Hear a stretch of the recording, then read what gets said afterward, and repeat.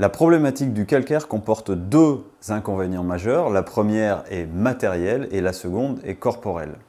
Le calcaire, c'est en fait principalement du calcium et du magnésium qui vont se combiner et qui vont former ce que nous appelons communément le tartre, c'est-à-dire ces plaques blanches et dépôts blancs que nous retrouvons dans les canalisations, sur la robinetterie, sur les parois de la douche, etc. et qui sont perceptibles d'une part, visuels, pour les parties comme les douches, les verres, la vaisselle, etc. et qui ne sont pas forcément visuels à l'intérieur des canalisations, mais qui viennent les obstruer, canalisations, chauffe-eau, etc.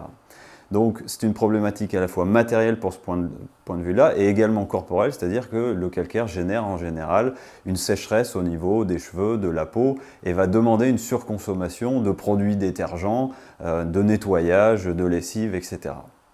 La solution la plus connue dans le traitement du calcaire, eh bien, ce sont les adoucisseurs. C'est ce qui est communément installé par les plombiers en général, puisque c'est majoritairement ce qui est connu du point de vue des propriétés techniques d'un adoucisseur à améliorer ce point-là. Comment fonctionne un adoucisseur? Un adoucisseur, c'est un échangeur d'ions, donc on a un bac qui contient des résines synthétiques, et ces résines synthétiques vont capter le calcium qui est contenu dans l'eau. Une fois que la résine arrive à saturation, eh bien, il est nécessaire de nettoyer, de régénérer cette résine, et c'est pour ça qu'on utilise un autre bac qui contient du sodium, comme du sel de table, et ce sodium ajouté à l'eau va permettre de nettoyer les résines synthétiques, d'évacuer les ions calcium qui sont dans les résines. Et ça demande déjà une surconsommation d'eau qui en général va de 15 à 30% selon la performance de l'adoucisseur. Ensuite, on a l'eau qui va passer à nouveau dans la résine pour servir tous les points d'eau de l'habitation. Et c'est là où on a une seconde problématique, c'est qu'il reste toujours un peu de sodium à l'intérieur de ces résines. C'est pour ça que derrière, on a souvent ce goût un petit peu légèrement salé dans l'eau et qui peut poser des problèmes en ce qui concerne la santé. Sans parler du fait que ces résines synthétiques, eh bien, elles peuvent se charger également en bactéries et c'est la raison pour laquelle il est préconisé d'avoir toujours un piquage en amont de l'adoucisseur pour l'eau de boisson. Il est interdit sur les lieux qui reçoivent du public d'avoir un adoucisseur pour les points qui servent à la consommation. Légalement, c'est interdit. Pour les particuliers, visiblement, tout le monde n'est pas toujours informé de cette réalité-là.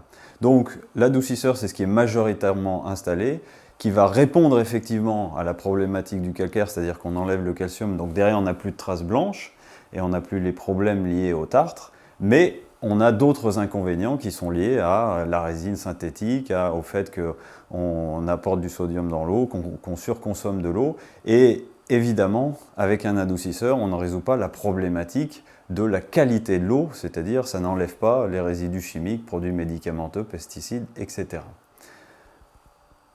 Ce que nous avons fait au niveau du système Amilo, eh bien, c'était de restituer à l'eau ses propriétés naturelles à travers le module de vitalisation de l'eau, qui en fait permet à l'eau d'avoir des propriétés qui sont l'équivalent de ce qu'elle va avoir dans la nature dans une source. Et nous nous sommes aperçus qu'en restituant à l'eau ses propriétés naturelles, eh bien, nous avons la possibilité d'avoir un traitement naturel du calcaire. C'est-à-dire, le calcaire donc, est constitué majoritairement de minéraux, calcium et magnésium. Eh bien, quand nous restituons à l'eau sa dynamique naturelle comme ce qu'elle a quand elle va jusqu'à une source, eh bien, ces minéraux-là vont passer ce qu'on appelle en suspension pour former non pas la forme de calcite qui s'accroche et qui s'entartre, mais une forme d'aragonite, c'est-à-dire une forme plus légère du calcium et du magnésium condensé. Et cette forme plus légère va perdre la quasi-totalité de ses propriétés incrustantes.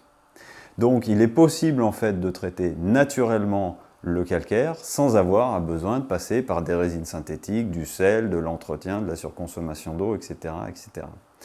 Et ce qu'il est important de percevoir également, c'est que le fait de restituer à l'eau ses propriétés dynamiques naturelles va faire que derrière, au-delà du fait que nous traitons naturellement la problématique du calcaire, eh bien nous avons une eau qui, en plus de ça, surtout, est favorable à la santé, à l'organisme. Bien évidemment, il est important de rappeler également que le système Amilo permet aussi de filtrer l'eau et de retirer les molécules chimiques. Donc le traitement du calcaire, c'est important de le faire pour éviter ces problématiques-là, et également d'avoir aussi une eau filtrée favorable à la santé.